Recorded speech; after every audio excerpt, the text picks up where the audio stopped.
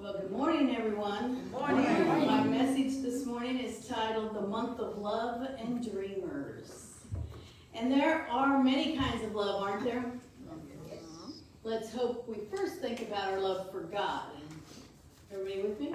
Oh, yes. Although when we mention love, most people usually think about a romantic love, don't we? Yeah. But there is also a family love, the feeling we have for parents, children, grandparents, siblings, cousins, etc. There is a pet love, the love we have for animals or for animals in general. Most people love nature, trees, bugs, and birds. Well, maybe you like the trees or the bushes or the flowers. I was thinking about the boys when I wrote that one. Yeah, they're on their lizard hunting adventures these days. They're starting to come out. Some people love money. Who loves money? Everybody should love money.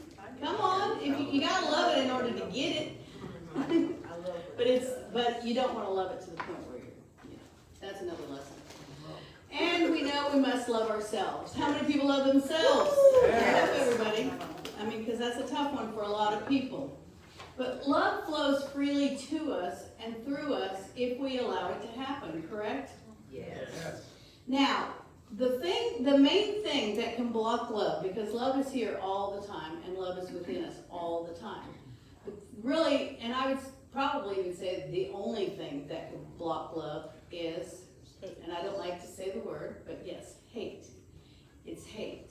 And I decided a long time ago I was going to take that word out of my vocabulary because it is so harsh and it is so anti-God that I thought we need to change how we talk. We have the ability to dislike something or dislike someone.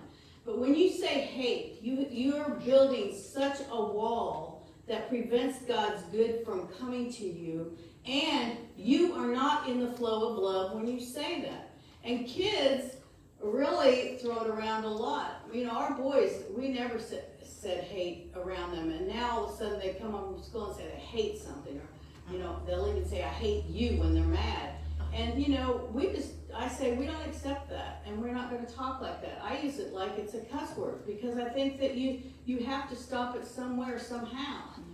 So it's best to say, you know, and even if you feel strongly about disliking something, you know, like maybe somebody doesn't like Brussels sprouts or something, you still can say, I very much dislike Brussels sprouts, but you don't have to say the H word, do we? So we have to think about the idea of erasing that from our vocabulary. So to open up to the power of love, which is the 12th power for February, let's begin with taking the word hate out of our vocabulary. Can we all do that? Yes. Can we all strive for that? Now, I haven't been perfect over these years that I said that because sometimes you get a little irritated or that word pops up. Remember, it's the same thing. Your mind sometimes shoots that out at you. But we can practice and we can say I'm not going to use that anymore and that I'm going to choose my words better. And that's all we have to do. And I truly believe that if we all agree to take that out of our vocabularies, that we are creating an energy of where hate can't exist anymore.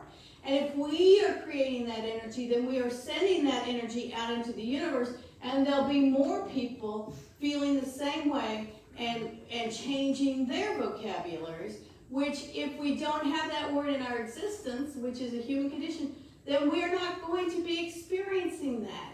And we will stay in the flow of that natural love that is there for us. And once we erase it, then we've opened up pathways from all of us, you know, to share in the love more and more. More than likely, we have all dreamed about love at one point in our lives, haven't we? I know that sometimes, you know, we might have, when we were younger, have a crush on somebody, and we dreamed about, oh, that's my special someone. Or maybe as we got older, we decided, oh, that's who I want to date. And you think, oh, I've got love for that person. Or maybe you end up with your soulmate, and you've decided that love is so powerful, it feels so good, and you want to be with that person forever.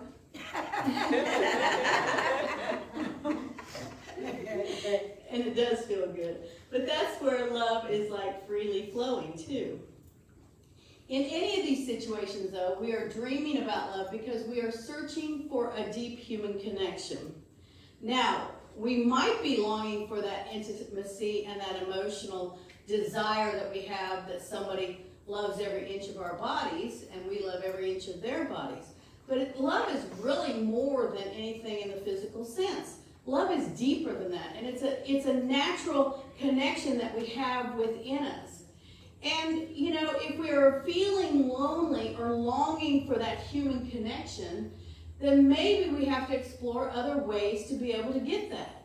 Because it's not about, you know, and it's not about just going out and getting sex from somebody or having that physical contact. It's more about a connection. And the desire that is in our hearts and souls is a natural desire from God to love each other, to love things, to appreciate, to be in that frame of mind where we see the good. And that's what love can do for us. And you see, the desires of our hearts are to feel connected, and yes, there are many ways to feel connected, but love is the basis of all connection. So if we're blocking love by our thoughts or words, or by saying, you know, you don't like something when you use the H word or whatever, then you are blocking that natural desire that is within you. We all have the desire for love. We're born with the desire for love. And we feel the connection with other people. And some people will feel a stronger connection than other people, and that's okay too. And there's nothing wrong with dreaming about having a love connection with somebody, or feeling love for somebody, or dreaming about it. It's fine. Because again, we go back to that natural desire that is within us.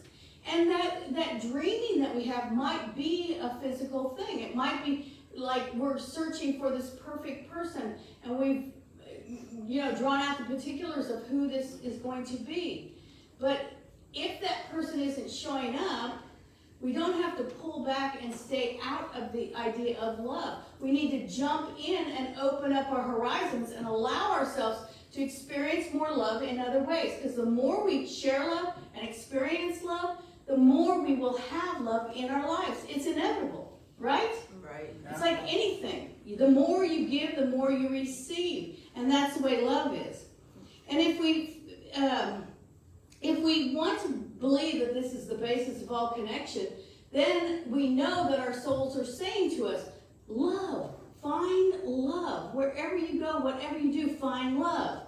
We can be friends or acquaintances and feel love for each other. We can share a holiday with family and feel love, can't we? Yes.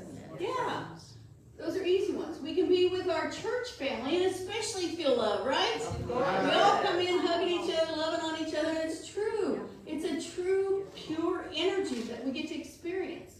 We can get together to play bingo or cards and feel a shared love, can't we? Yep. And sometimes that's even just razzing each other about, you know, who's winning, who's not winning, or whatever, a football game, whatever. But that is the beauty of love. And if you're focused on love, then all of it just becomes this field of joy and energy that we get to hold in our hearts and minds and share. And whether we recognize it or not, it's always there. Whether we say, oh, I love you or not. You know me, I say love you to everybody because I believe it does make a difference. But if we are thinking that and do nothing, then we aren't going to have anything. If we want connection with somebody, but we don't try to engage with somebody, and it might just be to ask a simple question, how are things with you? But you got to stop and listen. You can't just walk away. And you can't make it all about you. Right? Right. But if we actually want a connection and we stop and say, how are things with you? You are creating an energy, a connection that can be so powerful because what you're doing is sending love, and you're reflecting that Christ within you to the person is Christ within them. And that creates a community, a family. That's what we do here at Unity Church of Rockdale. We create that. But if we do nothing, we just have these thoughts in our heads. Oh, I'd like to talk to that person, you know, they look interesting, or, you know, they mentioned something and I'd like to find out more about that, but you do nothing, you just sit there. Well, then guess what? You're going to get nothing. Nothing will happen. You'll just be sitting there getting lonely, depressed, feeling isolated, whatever. And we don't have to be in that frame of mind. But we have to know that God is with us, and we start with that idea of faith. And we have faith that we know we are on this planet for a reason. And the desires of our hearts are calling us to a higher plane to share the love.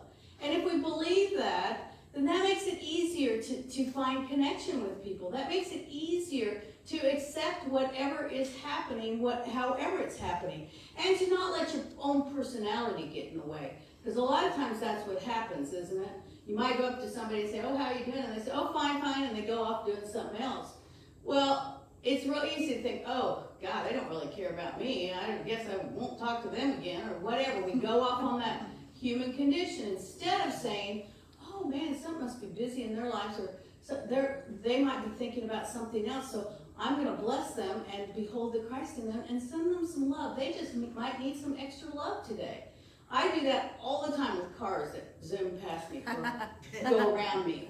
And I'm not that slow a driver, so they're really zooming. They're driving past me. But I do that all the time. I bless them because I think, well, I don't know what emergency they're doing, what's happening in their life. But if I behold the Christ in them and send them love, I know that they're going to get wherever they need to be safely. And hopefully without any issues happening in their lives. And that's how we move forward in having connection and relationship. So we have to build this strong foundation, solid foundation on love in order to grow and be more. So we must give our dreams form. Okay, that is what I said about doing nothing.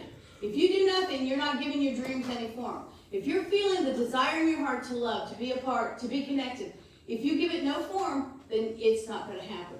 So whatever we think in our hearts and our minds, and whatever dreams we have to bring them forth and give them form in order to manifest more joy in our lives, more love in our lives. What other relationship is solid with faith and love? Because it does take faith and love. It takes that knowing and it takes that sharing. And one is, if you have children, you've probably felt this before. You felt like your relationship was great with them. You felt so connected. You felt the love. Well, until they get to teenage years. Right? Although I don't like to say that, but I know Aiden reminded me the other day, I'm turning 9 in May, and I was like, ooh, that's edging up on those. No, can't be happening. Anyway, now I do hope, though, that we feel our relationship with God is solid, because built on faith and love. Our relationship with God is the cornerstone of feeling and being loved. If ever in your life you cannot feel love, you feel lonely, you feel lost, you feel isolated, you feel like you don't have anybody in your life, please, please take a breath. Take a moment, whatever you need, to connect with God. Because once you connect with God, you know that you can have all the relationships you want to have in the world. You can have any relationship you want to have in the world. You know, I did talk one time, I probably should do this again, because this was early on, but about, you know, this 6 stages from somebody? 6 degrees of separation. Yeah, 6 degrees of separation. But I say we're only 1 degree away from separation. Because everybody ends up finding a connection with somebody somehow. And if we're all one, then we're actually there's no degrees of separation because we're all one. But there's always somebody in the room that, like for me, I met Dick Clark on the elevator, you know? Oh, wow. Yeah, so you guys all know Dick Clark. Yeah. Because you know me. And so you know Dick Clark. Yeah, and it's just those kind of connections that we can have without even thinking about it, you know? But when you talk about a connection, it's not like a chain where you have a link like this. It's more like I am this one link, and then I have many links out from me. And if you have many links out from you, and you have many links, and we all have many links, pretty soon it's just like a room full of links that we're all connected to. See what I'm saying? So if we're putting God first, then we are linking all that love and energy to each other. But there is some things we have to realize that sometimes we don't put our dreams and desires into manifestation, and we become a daydreamer. And Fillmore defines daydreamer in Dynamics for Living as this: one having ideas brilliant beyond description, but which are not clothed in the clothing of action. He perceives an idea, but does not give it form by infusing into the substance of living faith. We can daydream all day long. And we can daydream that we're going to be an attorney, that we're going to be a lawyer, however you want to call it. But if you don't put into action the truth that you know about yourself, then guess what? You're not going to be a lawyer. Because you're going to be sitting around going, oh, I can't be a lawyer, I don't know this stuff. But no, you do. You do know this stuff. And it will come as it's supposed to come. And that's true for all of us. Whatever we're doing. You know, have you ever picked up some instructions and you start to try to put something together and then you go, oh, crud, this is driving me crazy. I can't even stand this right now. But if you put that paper down, you walk away, say a prayer and come back, it'll all come together like nothing. I was so impressed with Mickey's granddaughter. Isn't she? How old is she? 11. She got a vanity for Christmas, but it's all in pieces, like IKEA type pieces. But she was going to wait for her dad to put it together, but he was busy with work, so she just got busy and put that thing together herself by following directions. But see, this is the thing.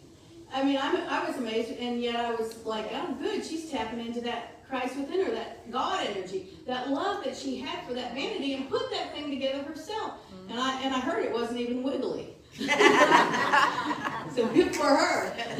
Anyway, here's the rest of the quote. He falls short by failing to realize that there are two sides to every proposition: the image and the expression. The image and the expression. We daydream, we have an image, but we have to put it into expression.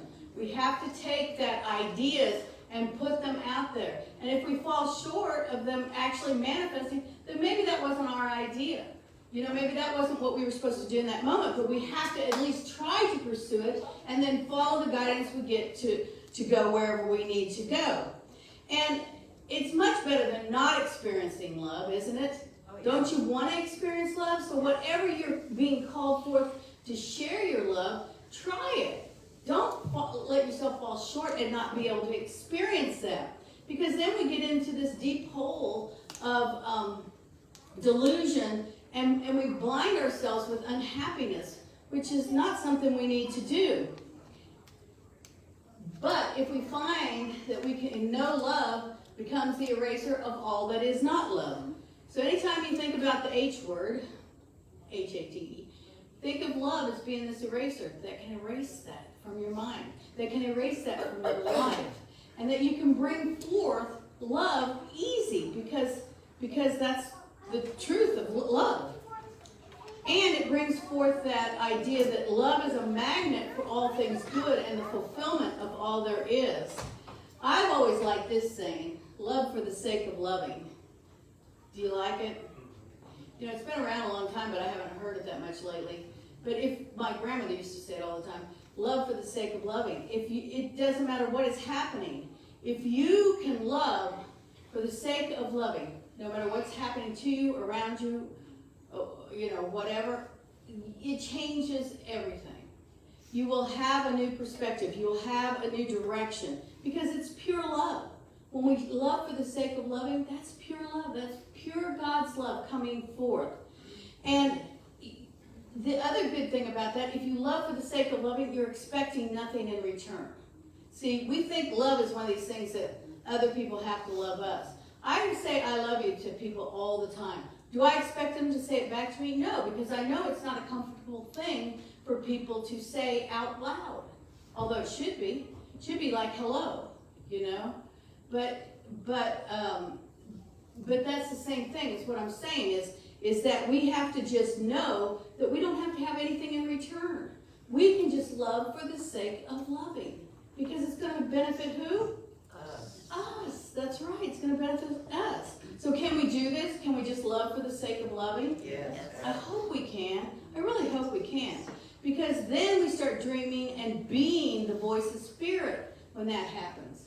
You see, we are the expression of Spirit of God on this earth. We are here to express all that we know and want to be about God. The creatures and the animals and the bugs, they all do whatever their part is. But we, as human beings, are really charged with that, whatever, expression, whatever. And if we want to see more love, then we must put more love into action. We can't sit back and be the dreamer. We've got to know that if we're dreaming about love, then there's love to be had. There's love to be shared. There's love in the world that we need to experience. And we can do that by being that experience and being who we need to be. When we discover in ourselves a flow of thought that seems to have been evolved independently of the reasoning process, we are often puzzled about its origin and its safety as a guide. Okay, so do you know what this is saying? Like, we'll get a message or we'll have an idea and we'll think, that can't be for me. No, I'm not supposed to do that. Like, haven't you ever had this where somebody was just, you were in a crowd and there was somebody there and you just felt the energy of that person needs a hug? How many times does that happen? I know all of us as Unity people, we know. But we stop ourselves from going and giving the hug because we think it might be weird or uncomfortable. But a lot of times going and giving that hug is the connection that they needed, but that you needed in that moment. Because when we are feeling that urge, it's not always about them. It's about our own inner longing. The desire in our soul is calling us forth to a higher place to share that love. So we have to listen to what the messages are that are coming through to us and then discern whether we need to move forward or not. But if we want to be in that flow of love and be connected, then we must do what it's calling us forth to do. And it continues with this. In its beginnings, this seemingly strange source of knowledge is often turned aside as a daydream. Again, and to say something about that is, like, even when we think about, and I'm throwing you under the bus, your first time here. Yeah, it happens, I'm sorry. But thinking and saying I'm going to be a lawyer, you have to know. And you know that because God is working in you and you have faith. When you know you're going to be a lawyer, then you're going to be able to do it. You can't just say, oh, I'm trying to be a lawyer, I'm going to law school, blah, blah, blah. No. You have to claim it right here, right now, and know that it's going to happen. And that's where the knowledge comes pouring forth. Whatever we need to do. Putting the instructions aside when we're trying to put together something and coming back to it later. All of a sudden the knowledge is flowing. And you're thinking, wow, how come I didn't get that the first time around? You know what I'm saying? Mm-hmm. But it's like, all of a sudden, it's very easy to follow and you've got it. And yeah, because you opened up. Again, it seems a distant voice, an echo of something that we have heard and forgotten. One should give attention to this unusual and usually faint whispering of spirit and man. And by the way, this one and the one before are Fillmore. It is not of the intellect and it does not originate in the skull. It is the development in man of a greater capacity to know himself or herself and to understand the purpose of creation. So it's not just knowing something in your head. It's feeling it and knowing it from your heart and soul. And when we feel and know something from our heart and soul, it's a whole different thing, right? Right? Because you're feeling that energy churning. You're knowing that there's something more there. There's something that is happening there. And it's not just a little whisper. It might start out as a little whisper, but pretty soon it's coming full force. And we might try to dodge it all we can, whatever our expression is supposed to be. But the minute we engage in that expression, then we're on a whole different train ride. It's a whole different journey, spiritual journey for us. And it's so cool. And I think a good example of this is, and I've used this example before, but all of us have had an idea before, and then later we see it on an infomercial. And said, oh, I thought about that 10 years ago, right? Yeah. How many times does that happen? Oh my gosh, I can't believe that somebody else came up with that. because we didn't listen to that nudge. And it could be something as simple as a hug or something that could make you millions of dollars. But you have to put it into form. You have to put it into expression and make it something more than where you're at. And here's just, no, that's me. Love does not originate in our minds. Love originates in our hearts, and it is a nudging from our souls to be more love. Isn't that beautiful? And that's the truth. It's a nudging in our hearts and souls. It's God saying, hey, come on, wake up. Experience this with me. Enjoy this with me. And it can start out just a little nudgy. And if we revert back into ourselves, we're not going to be able to experience it. And if we want to experience it, we have to open up to it and feel it from our, from within. We love because we feel love. We love because love is there. There's no requirements. There's no rules that say, well, you have to do this and this and this before you can love.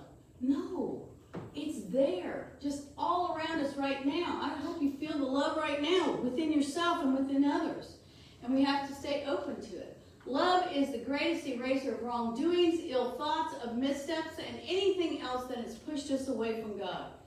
Any of those error-thinking thoughts, just open up and turn the key to open up your heart and soul with love, and it will make all that go away. It will erase it from your mind. And it's a beautiful thing. And it doesn't take high intellectual knowledge. A lot of people think, oh, I haven't learned enough about that. No, look at a baby. A baby is born into this world, and they know love. Well, guess what? We were all babies. We were all babies at one time. We know this love. We know that we are here to love. And if you've experienced that, then you know. Everybody's held a baby at one time, and it was that complete love in that little bundle. Guess what? You're still complete love. When the Spirit of God comes to us in a dream or an inspiration, a vision, or through some moments of understanding, this is an awakening for us to turn on the power of love. Right? Right. I hope so. Yes.